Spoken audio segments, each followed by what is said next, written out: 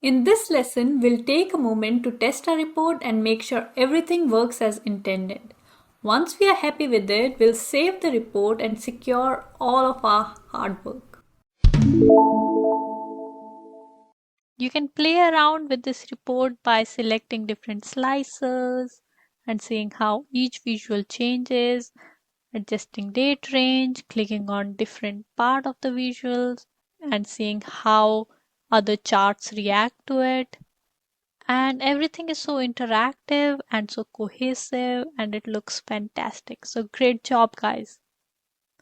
Let's go ahead and save this report.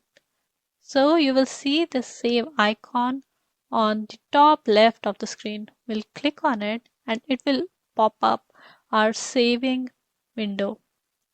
So let's give our file a nice name. We'll call it Benji's first sales dashboard because that is what it is.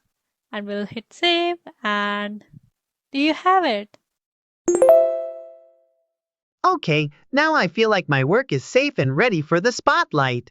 Yes, it is. So now let's move on to sharing it with the world.